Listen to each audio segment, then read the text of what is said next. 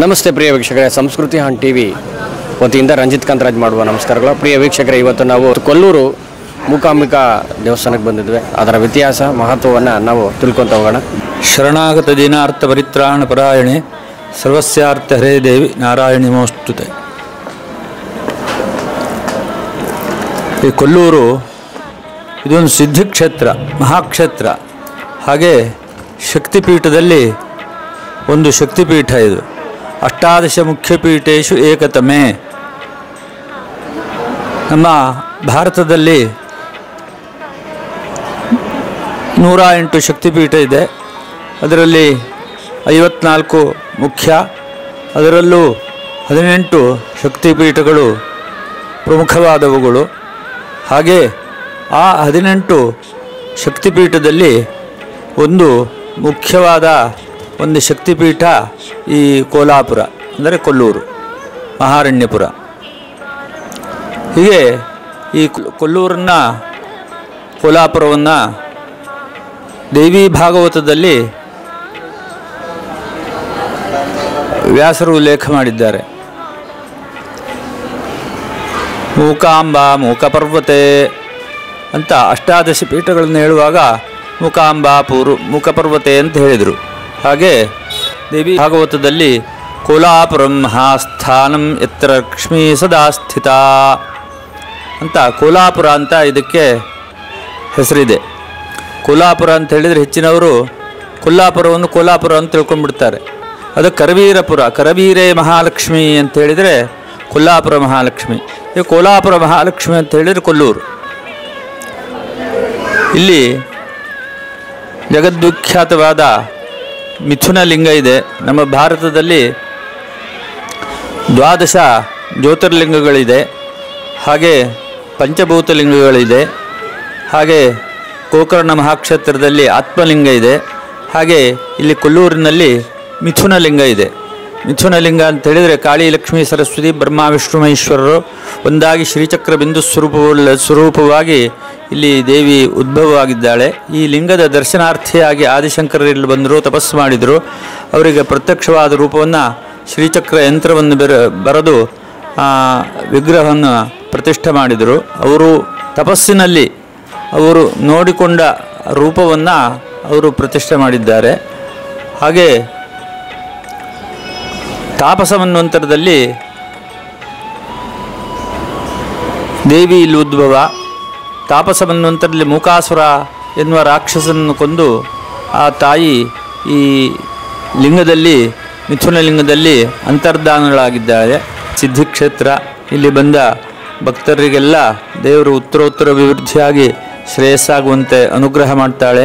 ಪ್ರಧಾನ ಅರ್ಚಕರಾಗಿರ್ತಕ್ಕಂಥ ನರಸಿಂಹಾಚಾರ್ಯ ಹಾಡಿಗರವರ ಮಗರಾಗಿರ್ತಕ್ಕಂಥ ಸುಬ್ರಹ್ಮಣ್ಯ ಹಾಡಿಗರವರು ನಮ್ಮ ಜೊತೆ ಇದ್ದಾರೆ. ಈ ದೇವಸ್ಥಾನದ ಇತಿಹಾಸವನ್ನು ನಮ್ಮ ಜೊತೆ ಹಂಚಿಕೊಳ್ಳಲಿದ್ದಾರೆ. ನಮಸ್ತೆ ಮಹಾಲಕ್ಷ್ಮಿ ಕೋಲಾಪುರೇಶಿ, ಸರ್ವಮಂಗಲ ಮಾಂಗಲ್ಯೆ ಶಿವೆ ಸರ್ವಾರ್ಥ ಸಾಧಿಕೆ, ಶರಣ್ಯೆ ತ್ರಯಂಬಿಕೆ ಗೌರಿ ನಾರಾಯಣಿ ನಮೋಸ್ತುತೆ. ಈ ಕೊಲ್ಲೂರು ಮೂಕಾಂಬಿಕಾ ಕ್ಷೇತ್ರ ಅನ್ನುವಂಥದ್ದು ಅನಾದಿ ಕಾಲದಲ್ಲಿ ಮಹಾರಣ್ಯಪುರ ಅಂತ ಹೆಸರಿನಲ್ಲಿ ಪ್ರಸಿದ್ಧ ಆಗಿತ್ತು. ಇದು ತಾಪಸ ಮನ್ವಂತರದಲ್ಲಿ ದೇವಿ ಇಲ್ಲಿ ಉದ್ಭವ ಆಗಿರುವಂತಹದ್ದು. ತಾಪಸ ಮನ್ವಂತರ ಅಂತ ಹೇಳಿದರೆ ಈಗ ವೈವಸ್ವತ ಮನ್ವಂತರ, ಈ 2 ಮನ್ವಂತರಗಳ ಹಿಂದೆ ಉದ್ಭವ ಆಗಿರ್ತಕ್ಕಂಥ ಜ್ಯೋತಿರ್ಮಯ ಮಿಥುನ ಲಿಂಗ ಇಲ್ಲಿ ಲಿಂಗರೂಪಿಣಿಯಾಗಿ ದೇವಿ ಉದ್ಭವ ಆಗಿದ್ದಾಳೆ. ಮಿಥುನ ಲಿಂಗ ಅಂತ ಹೇಳಿದ್ರೆ ಶಿವನು ಶಕ್ತಿಯು, ಬ್ರಹ್ಮ ವಿಷ್ಣು ಮಹೇಶ್ವರರು ಒಂದು ಕಡೆ, ಕಾಳಿ ಲಕ್ಷ್ಮಿ ಸರಸ್ವತಿ ಒಂದು ಕಡೆ. ಅಂದರೆ ಶಿವ ಪಾರ್ವತಿ, ಲಕ್ಷ್ಮಿ ವಿಷ್ಣು, ಬ್ರಹ್ಮ ಸರಸ್ವತಿ, ಹೀಗೆ ದಂಪತಿಯುಕ್ತರಾಗಿ ಉದ್ಭವವಾಗಿರ್ತಕ್ಕಂತಹ ಜಗತ್ತಿನ ಏಕೈಕ ಲಿಂಗ ಈ ಕೊಲ್ಲೂರು ಮೂಕಾಂಬಿಕಾ ಕ್ಷೇತ್ರದಲ್ಲಿ ಇರುವಂತಹ ಒಂದು ವೈಶಿಷ್ಟ್ಯ. ಏನಿದರ ಒಂದು ಮೂಲ ಅಂತ ಕೇಳಿದರೆ, ಈ ಮಿಥುನಲಿಂಗ ಅನ್ನುವಂಥದ್ದು ತಾಪಸ ಮನ್ವಂತರದಲ್ಲಿ ಉದ್ಭವ ಆಗಲಿಕ್ಕೆ ಮುಖ್ಯ ಕಾರಣ ಇಲ್ಲಿ ಕೋಲ ಮಹರ್ಷಿ ಅಂತಕ್ಕಂಥ ಮಹರ್ಷಿ ತಪಸ್ ಮಾಡ್ತಾ ಇದ್ದರು. ಅವರು ಈ ಪ್ರದೇಶದಲ್ಲಿ ಇದನ್ನಾಗ ಮಹಾರಣ್ಯಪುರ ಅಂತ ಕರೀತಾ ಇದ್ದರು. ಈ ಒಂದು ಪ್ರದೇಶದಲ್ಲಿ ಅವರು ತಮ್ಮ ಋಷಿಗಳ ಕೂಟದೊಂದಿಗೆ ಸೇರಿ ಅವರು ಇಲ್ಲಿ ತಪಸ್ಸನ್ನು ಆಚರಿಸ್ತಾ ಅವರು ಅವರ ಲೋಕೋದ್ಧಾರ ಕಾರ್ಯವನ್ನು ಮಾಡ್ತಾಯಿದ್ರು. ಈ ಒಂದು ಸಂದರ್ಭದಲ್ಲಿ ಅವರಿಗೆ ಒಂದು ಸಂಕಷ್ಟ ಎದುರಾಗ್ತದೆ. ಅಂದರೆ ಒಬ್ಬ ಕಂಹಾಸುರ ಅಂತಕ್ಕಂತಹ ದಾನವನನ್ನು ಕುರಿತು ತಪಸ್ ಮಾಡಿ ಅವನು ಜಗತ್ತಲ್ಲಿರ್ತಕ್ಕಂತಹ ಎಲ್ಲ ಯಾವುದೇ ಶಕ್ತಿಗಳಿಂದ ತನಗೆ ಮರಣ ಬಾರದ ಹಾಗೆ ವರ ಕೇಳ್ತಾನೆ. ಆಗ ಬ್ರಹ್ಮ ಅದಕ್ಕೆ ನಿರಾಕರಿಸ್ತಾನೆ.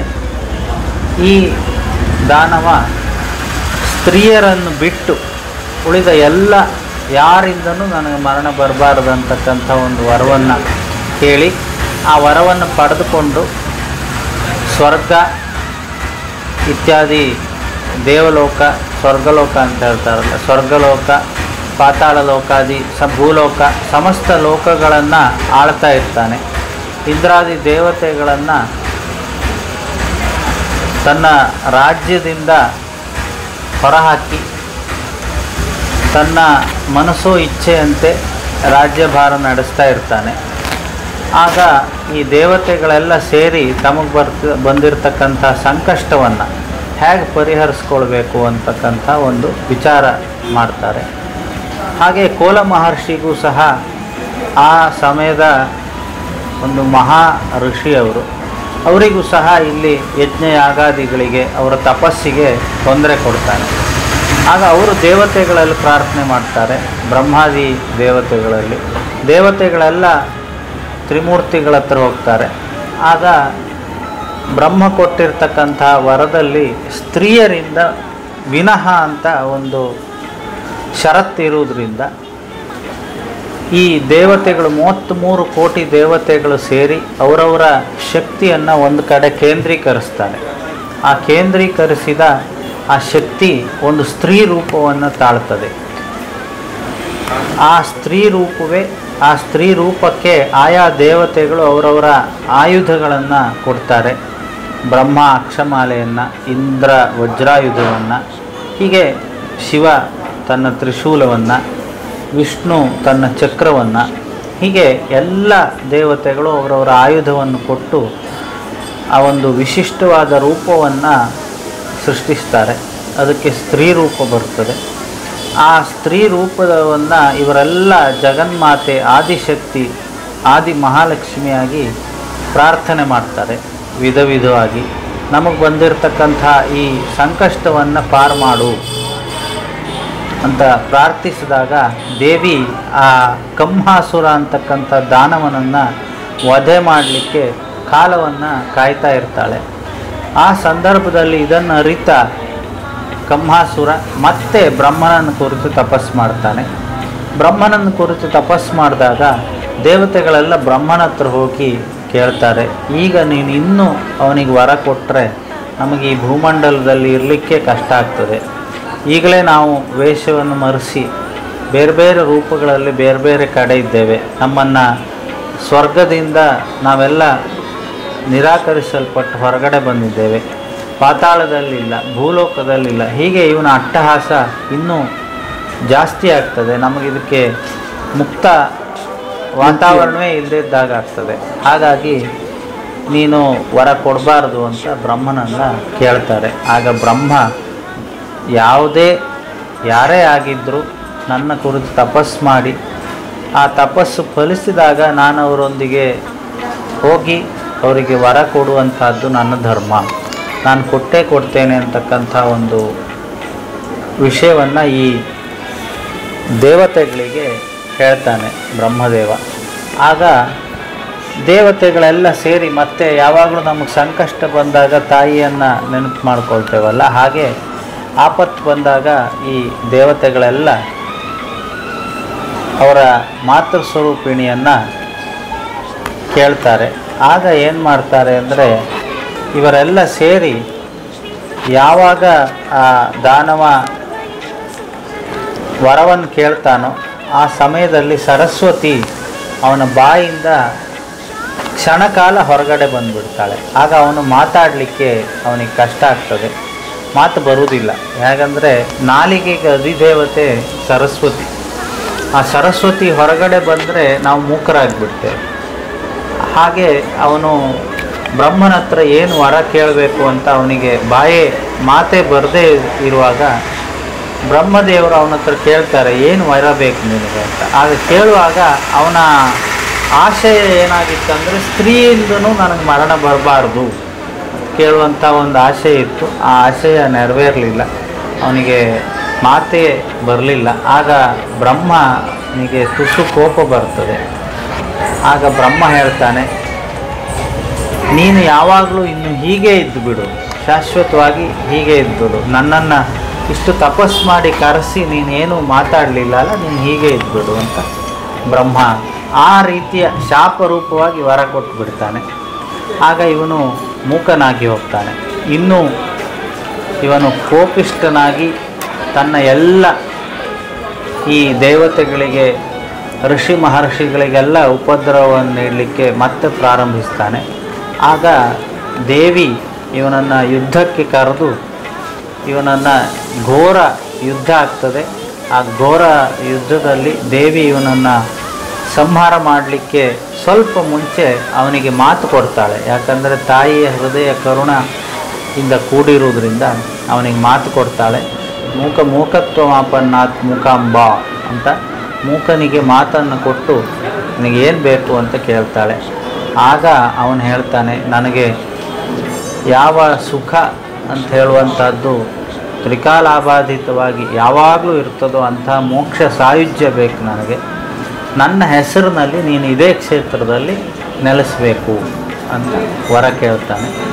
ಆಗ ದೇವಿ ತಥಾಸ್ತು ಅಂತ ಹೇಳಿ ಅವನ ಏನು ಭೌತಿಕ ಶರೀರವನ್ನು ನಾಶ ಮಾಡಿ ಅವನಿಗೆ ಸಾಯುಜ್ಯ ದೇವಿ ಲೋಕದಲ್ಲಿ ಮಣಿದ್ವೀಪದಲ್ಲಿ ಅವನಿಗೆ ನೆಲೆಯನ್ನು ಕೊಟ್ಟು, ಇಲ್ಲಿ ಮೂಕಾಂಬಿಕಾ ಏನು ಉದ್ಭವ ಜ್ಯೋತಿರ್ಮಯ ಮಿಥುನ ಲಿಂಗದಲ್ಲಿ ಐಕ್ಯರಾಗಿ ಬಿಡ್ತಾಳೆ. ಹಾಗಾಗಿ ಇಲ್ಲಿರ್ತಕ್ಕಂಥ ಉದ್ಭವ ಜ್ಯೋತಿರ್ಲಿಂಗ ಅನ್ನುವಂಥದ್ದು ಎಡಭಾಗದಲ್ಲಿ ಕಾಳಿ ಲಕ್ಷ್ಮೀ ಸರಸ್ವತಿಯರು, ಬಲಭಾಗದಲ್ಲಿ ಬ್ರಹ್ಮ ವಿಷ್ಣು ಮಹೇಶ್ವರರು, ಮಧ್ಯದಲ್ಲಿ ಸುವರ್ಣ ರೇಖೆ, ಹೀಗೆ 33 ಕೋಟಿ ದೇವತೆಗಳ ಸೇರಿ ಉದ್ಭವವಾಗಿರ್ತಕ್ಕಂಥ ವಿಶಿಷ್ಟವಾದ ಲಿಂಗ ಜ್ಯೋತಿರ್ಮಯ ಮಿಥುನ ಲಿಂಗ ಅಂತ ಹೇಳಿದ್ರೆ ಅದೇ. ಆ ಲಿಂಗದ ಮಧ್ಯದಲ್ಲಿ ಚಿನ್ನದ ರೇಖೆ ಇದೆ. ಸ್ವರ್ಣರೇಖಾಂಕಿತಂ ಲಿಂಗಂ ನಾಸ್ತಿ ನಾಸ್ತಿ ಜಗತ್ರಯೇ ವಾಮಭಾಗಾಧಿಕಂ ಲಿಂಗಂ ನ ಭೂತೋ ನ ಭವಿಷ್ಯತಿ ಅಂತ. ಸ್ವರ್ಣರೇಖೆ ಇರ್ತಕ್ಕಂಥ ಲಿಂಗ 3 ಲೋಕದಲ್ಲೂ ಇಲ್ಲ, ಇಲ್ಲಿ ಮಾತ್ರ ಇರುವಂಥದ್ದು. ಅದರಲ್ಲೂ ವಾಮಭಾಗ ಅಧಿಕವಾಗಿ ಅಂದರೆ ಎಡಭಾಗ ಅಧಿಕವಾಗಿ ಇರುವಂಥ ಲಿಂಗ ಹಿಂದಾಗಲಿಲ್ಲ, ಮುಂದಾಗುವುದಿಲ್ಲ ಅಂತ ನಮ್ಮ ಏನು ಪುರಾಣಗಳು ಸಾರ್ತದೆ. ಹಾಗೆ ಈ ಮಿಥುನ ಜ್ಯೋತಿರ್ಮಯ ಲಿಂಗವನ್ನು ಈಗ ಸಾಧಾರಣ 1300 ವರ್ಷಗಳ ಹಿಂದೆ ಸುಮಾರು ಆದಿಶಂಕರ ಭಗವತ್ಪಾದರು ತಪಸ್ಸು ಮಾಡಲಿಕ್ಕೆ ಇಲ್ಲಿ ಬಂದು ಅವರು ತಪಸ್ಸನ್ನು ಆಚರಿಸಿ ಅವರಿಗೆ ಅವರ ಅಂತರಂಗದಲ್ಲಿ ಯಾವ ಒಂದು ರೂಪವನ್ನು ಕಂಡ್ರೋ ಆ ರೂಪವನ್ನು ಮೇಲ್ಗಡೆ ಶ್ರೀಚಕ್ರ ಯಂತ್ರವನ್ನು ಬರೆದು ಶಂಖಚಕ್ರ ವರದ ಅಭಯ ಯುಕ್ತವಾದಂತಹ ದೇವಿ ವಿಗ್ರಹವನ್ನು ಇಲ್ಲಿ ಪ್ರತಿಷ್ಠೆ ಮಾಡಿದ್ರು. ಶಕ್ತಿ ಭಾಗ ಅಂದರೆ ಎಡಭಾಗ ಈ ಲಿಂಗದಲ್ಲಿ ಸಹಜವಾಗಿಯೇ ಜಾಸ್ತಿ ಇರುವುದರಿಂದ ಇಲ್ಲಿ ಶಕ್ತಿಗೆ ಪ್ರಾಧಾನ್ಯ ಆಗಿರ್ತದೆ. ಈ ಶಕ್ತಿ ಪ್ರಾಧಾನ್ಯ ಇರುವುದರಿಂದ ಇಲ್ಲಿ ದೇವಿ ರೂಪಿಣಿಯಾಗಿ ದೇವಿ 33 ಕೋಟಿ ದೇವತೆಗಳ ಒಡಗೂಡಿ ಸಮಸ್ತ ಲೋಕದ ಕಲ್ಯಾಣಕ್ಕಾಗಿ ಭಕ್ತರನ್ನು ಹರಿಸ್ತಾ ಇದ್ದಾಳೆ. ಈ ಸಾಧಾರಣ 1300-400 ವರ್ಷಗಳ ಕೆಳಗೆ ಆದಿಶಂಕರ ಭಗವತ್ಪಾದರು ಪ್ರಪಂಚ ಇಡೀ ಸುತ್ತಿ ನಮ್ಮ ಧರ್ಮವನ್ನು ಪುನಃ ಪ್ರತಿಷ್ಠೆ ಮಾಡಿದ್ರು. ಶಂಭೋರ್ ವಪುಹು ಚರತಿ ಭುವನೆ ಶಂಕರಾಚಾರ್ಯ ರೂಪ ಅಂತ. ಹೇಗೆ ವಿಷ್ಣುವಿಗೆ 10 ಅವತಾರಗಳಿದೆಯೋ ಹಾಗೆ ಶಿವನಿಗೂ ಅವತಾರಗಳಿದೆ. ಅದರಲ್ಲಿ ಮುಖ್ಯವಾಗಿ ಕಲಿಯುಗದಲ್ಲಿ ಆಚಾರ್ಯ ಶಂಕರ ಭಗವತ್ಪಾದರ ಒಂದು ಅವತಾರ. ಶಂಭು ಅಂದರೆ ಈಶ್ವರನೇ 32 ವರ್ಷಗಳ ಕಾಲ ಈ ಭುವನದಲ್ಲಿ ಅಂದರೆ ಈ ಮಣ್ಣಿನಲ್ಲಿ ಶಂಕರಾಚಾರ್ಯರ ರೂಪದಲ್ಲಿ ನಡೆದಾಡಿದ ಅಂತ ಹೇಳ್ತಾರೆ. ಹಾಗೆ ಈ ಶಂಕರ ಭಗವತ್ಪಾದರು ಶಿವನ ಅವತಾರವೇ ಆಗಿರುವುದರಿಂದ ಈ ಕ್ಷೇತ್ರದಲ್ಲಿರ್ತಕ್ಕಂಥ ಅಭೂತಪೂರ್ವ ಶಕ್ತಿಯನ್ನು ಅರಿತು, ಅಂದರೆ ಅವರು ಇಲ್ಲಿಗೆ ಬರಲಿಕ್ಕೆ ಮುಂಚೆ ಚಿದಾನಂದ ರೂಪಂ ಶಿವೋಹಂ ಶಿವೋಹಂ ಅಂತ ಶಿವನೇ ಪ್ರಪಂಚದ ಕ್ರಿಯೆಗೆ ಕರ್ತೃ ಕಾರಣ, ಎಲ್ಲ ಆಗು ಹೋಗುಗಳಿಗೂ ಶಿವನೇ ಕಾರಣ ಅಂತಕ್ಕಂಥ ಒಂದು ಮನಸ್ಥಿತಿಯಲ್ಲಿ ಇದ್ದರು. ಯಾವಾಗ ಅವರು ಇಲ್ಲಿ ಬಂದರೋ ಅವರಿಗೆ ಅದು ಮನದಟ್ಟಾಯಿತು. ಶಿವನ ಜೊತೆ ಶಕ್ತಿ ಇಲ್ಲ ಅಂತಾದರೆ ಪ್ರಪಂಚದ ಚಲನೆಯೇ ಸಾಧ್ಯ ಇಲ್ಲ, ಪ್ರಪಂಚ ನಡೀಲಿಕ್ಕೆ ಸಾಧ್ಯ ಇಲ್ಲ ಅಂತಕ್ಕಂಥ ಒಂದು ವಿಷಯವನ್ನು ಅರಿತು ಅವರು ಇಲ್ಲಿ ದೇವಿಯ ಆಪಾದ ಮಸ್ತಕ ವರ್ಣನೆ ಮಾಡಿ ಅವರು ಸೌಂದರ್ಯ ಲಹರಿಯನ್ನು ಬರೆದರು. ಇಲ್ಲಿ ಅದರಲ್ಲಿ ಬರ್ತಕ್ಕಂಥ ಪ್ರಥಮ ಶ್ಲೋಕವೇ ಶಿವಶಕ್ತ್ಯಾಯುಕ್ತೋ ಯದಿ ಭವತಿ ಶಕ್ತಃ ಪ್ರಭವಿತುಂ ನಚೇದೇವಂ ದೇವೋ ನ ಖಲು ಕುಶಲಃ ಸ್ಪಂದಿತುಮಪಿ ಅತಸ್ತ್ವಾಂ ಆರಾಧ್ಯಾಂ ಹರಿಹರ ವಿರಿಂಚಾದಿಭಿರಪಿ ಪ್ರಣಂತುಂ ಸ್ತೋತುಂ ವಾ ಕಥಮಕೃತ ಪುಣ್ಯ ಪ್ರಭವತಿ ಅಂತ. ಶಿವನು ಶಕ್ತಿಯೊಂದಿಗೆ ಸೇರಿದರೆ ಮಾತ್ರ ಜಗತ್ತು ನಡೀತದೆ ಅಂತಕ್ಕಂಥ ಒಂದು ಅರ್ಥದಲ್ಲಿ ಈ ಶ್ಲೋಕವನ್ನು ಇಲ್ಲೇ ರಚನೆ ಮಾಡಿದರು. ಅವರ ಅಂತರಂಗದಲ್ಲಿ ಏನು ಕಂಡ ದೇವಿಯ ಆಪಾದ ಮಸ್ತಕ ವರ್ಣನೆ ಮಾಡಿದರು. ಹಾಗೆ ಮಾಡಿ ಹೇಗೆ ಅವರು ಅಂದು ಇಲ್ಲಿಯ ಪೂಜಾ ಕಾರ್ಯಗಳನ್ನೆಲ್ಲ ನಿಶ್ಚಯಿಸಿದರು, ಅಂದಿರ್ತಕ್ಕಂತಹ ಇಲ್ಲಿರ್ತಕ್ಕಂಥ ನಮ್ಮ ಕುಟುಂಬದವರಿಗೆ ಆ ಒಂದು ಜವಾಬ್ದಾರಿಗಳನ್ನು ನಿರ್ವಹಿಸಲಿಕ್ಕೆ ಬೇಕಾಗಿ ಎಲ್ಲ ವ್ಯವಸ್ಥೆಯನ್ನು ಮಾಡಿದ್ರು. ಹಾಗೆ ಅಲ್ಲಿಂದ ನಂತರದಲ್ಲಿ ಇಲ್ಲಿ ಪೂಜಾ ಕಾರ್ಯಗಳು ಒಂದು ದಿವಸಕ್ಕೆ 4 ನೇರ, ಅಂದರೆ ಬೆಳಿಗ್ಗೆ, ಮಧ್ಯಾಹ್ನ, ಪ್ರದೋಷ, ರಾತ್ರಿ, ಹೀಗೆ 4 ಕಾಲಗಳಲ್ಲಿ ಪೂಜೆ ನಡೀತದೆ.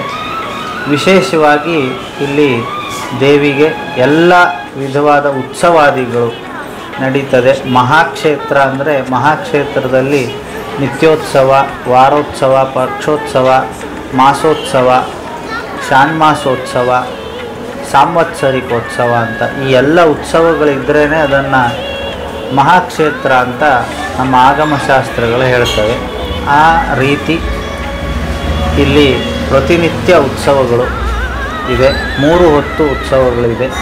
ಹಾಗೆ ವಾರದಲ್ಲಿ ಶುಕ್ರವಾರ ದಿವಸ ದೇವಿ ಗ್ರಾಮದಿಂದ ಬಹಿರ್ಭಾಗದಲ್ಲಿ ಹೊರಭಾಗದಲ್ಲಿ ಉತ್ಸವಕ್ಕೆ ಬರ್ತಾರೆ. ಹಾಗೆ ಪಕ್ಷೋತ್ಸವ ಎಲ್ಲ ಅಮಾವಾಸ್ಯೆ ಮತ್ತು ಹುಣ್ಣಿಮೆ ಆ ಸಮಯದಲ್ಲಿ ಉತ್ಸವ ನಡೀತದೆ.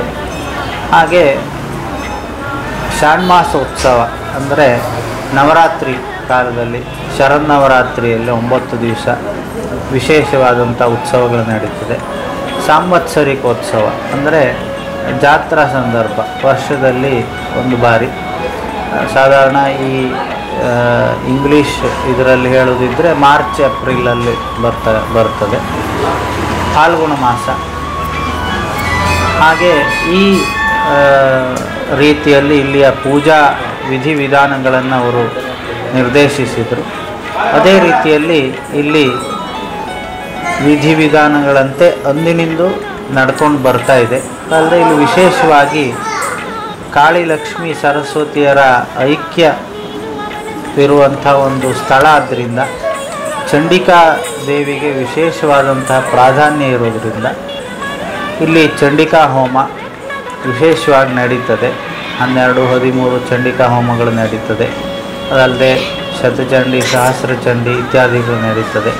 ಹಾಗೆ ದೇವರಿಗೆ ಬೆಳಗ್ಗಿಂದ ಸಾಯಂಕಾಲದವರೆಗೂ ಉದಯಾಸ್ತಮಾನ ಪೂಜೆ, ಚಿನ್ನದ ಸ್ವರ್ಣದ ರಥೋತ್ಸವ, ಹಾಗೆ ದಿನನಿತ್ಯದಲ್ಲಿ ಪುಷ್ಪರಥೋತ್ಸವ, ಹಾಗೆ ಎಲ್ಲ ಅಭಿಷೇಕ, ಅರ್ಚನೆ, ನೈವೇದ್ಯಾದಿ ವಿಶೇಷ ಪೂಜೆಗಳು, ಮಹಾಪೂಜೆಗಳು, ಹೀಗೆ ಅನೇಕ ಸೇವೆಗಳು ದೇವಿಗೆ ನಡೀತವೆ. ಎಲ್ಲ ಆದಿಶಂಕರರು ಅಂದು ನಿರ್ದೇಶಿಸಿ ಹೇಗೆ ಅವರ ಒಂದು ಮಾರ್ಗದರ್ಶನ ಇದೆ ಆ ರೀತಿಯಲ್ಲಿ ಎಲ್ಲ ನಡೀತಾ ಇದೆ. ಅಕ್ಷರಾಭ್ಯಾಸಕ್ಕೆ ಇಲ್ಲಿ ಮುಖ್ಯವಾದಂಥ ಒಂದು ಪ್ರಮುಖವಾದ ಸ್ಥಾನ ಕೊಲ್ಲೂರು ಮೂಕಾಂಬಿಕೆಯಲ್ಲಿದೆ. ಯಾಕಂದರೆ ಒಂದು ಮೂಕಾಸುರನನ್ನು ವಧೆ ಮಾಡಬೇಕಿದ್ರೆ ದೇವಿ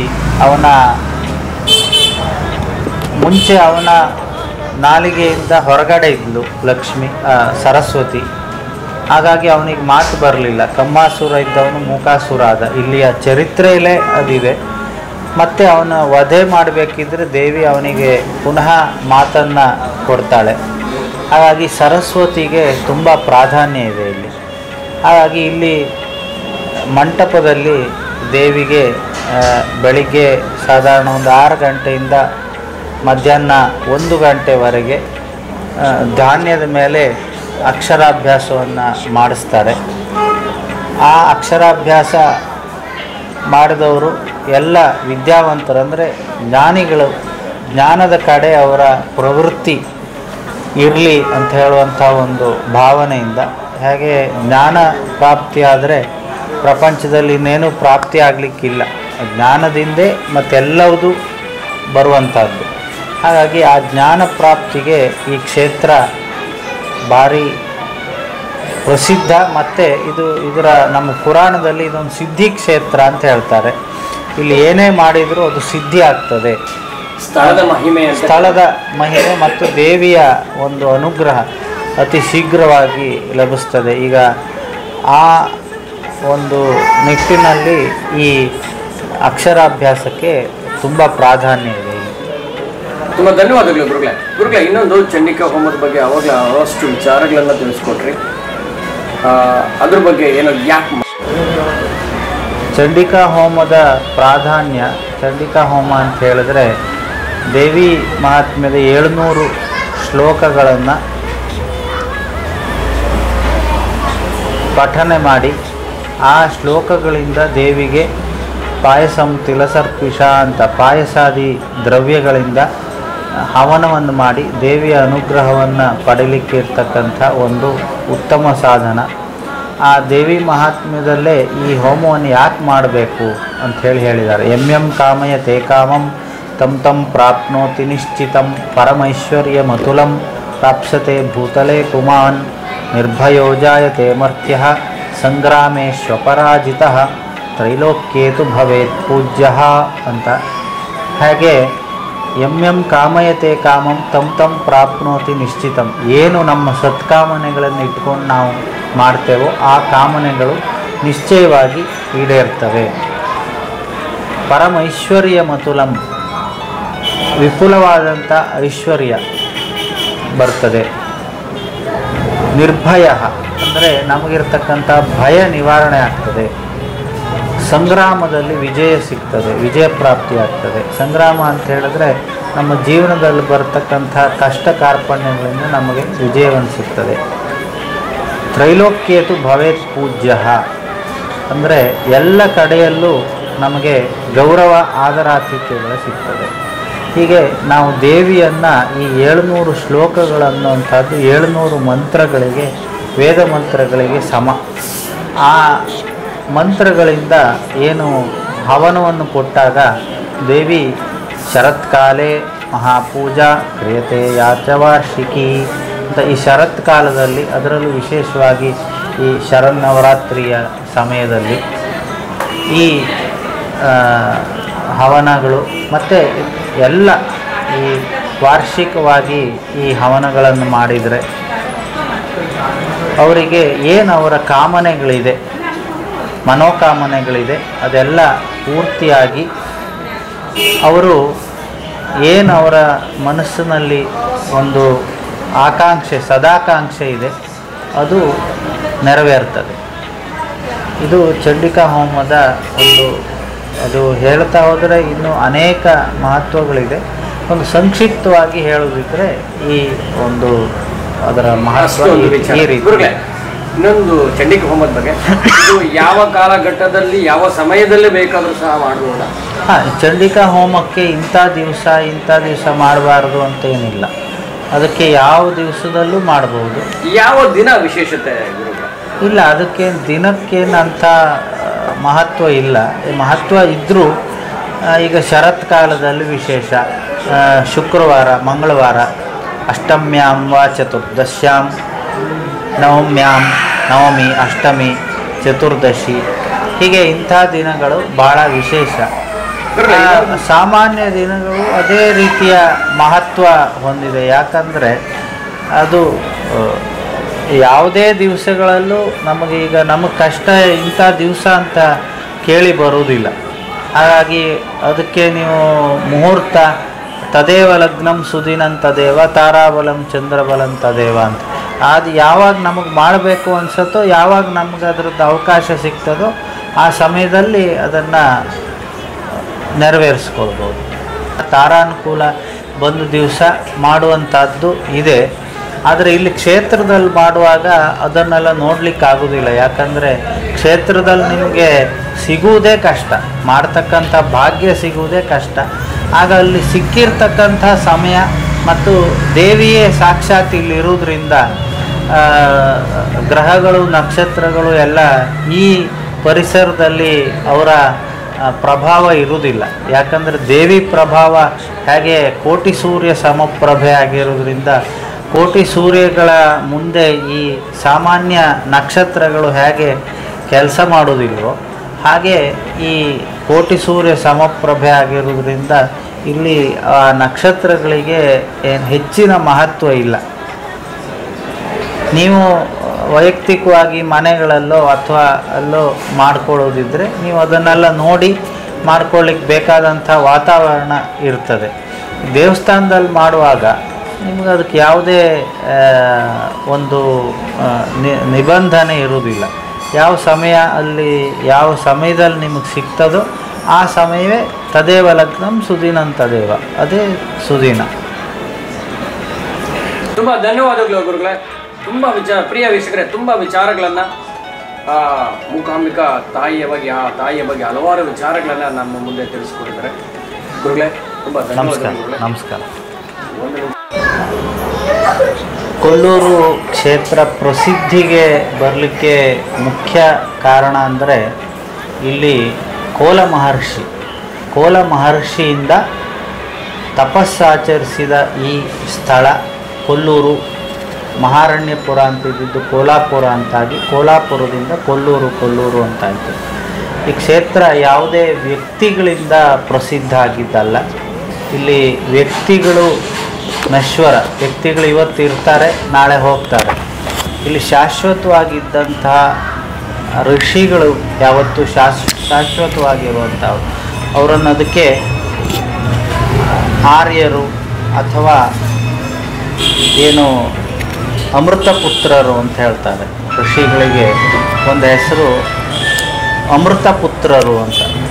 ಅವರು ಯಾವತ್ತೂ ಋಷಿಗಳಿಗೆ ಸಾವಿಲ್ಲ. ಅವರು ದೇಹ ಇಲ್ಲದೆ ಹೋದರೂ ಅವರು ಇಲ್ಲಿ ಇರ್ತಾರೆ. ಅದಕ್ಕೆ ಇಲ್ಲಿ ಈ ಪರಿಸರದಲ್ಲಿ ಯಾವತ್ತೂ ಋಷಿ ಮಹರ್ಷಿಗಳು ದಿವ್ಯ ತೀರ್ಥವಾದಂಥ ಸೌಪರ್ಣಿಕ ಮಹಾನದಿಯಲ್ಲಿ ಹರಿತ ಚತುಷ್ಷಷ್ಠಿ ದಿವ್ಯತೀರ್ಥ ಸಿದ್ಧಗಂಧರ್ವಾದಿ ವೃಂದಾರಕ ವೃಂದ ಸಮಾಶ್ರಿತ ಕುಟಚ ಪರ್ವತಾಭಿಕ್ಯ ಸಂಜೀವಕಾಗ್ರೆ ಅಂತ.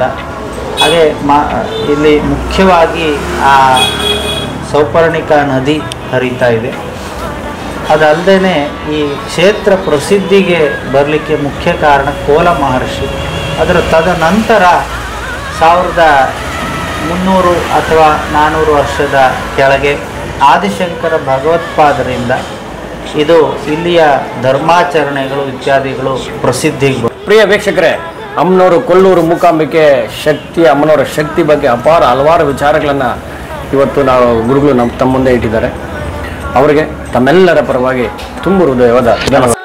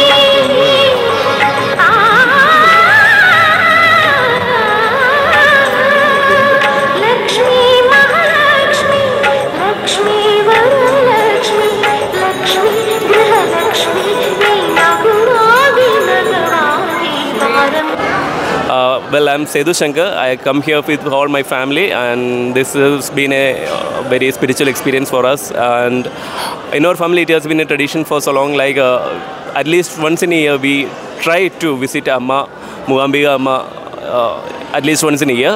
And today we are blessed to have our Chandika Homa here, and that's all. It's been a very spiritual and enlightening experience. Thank you.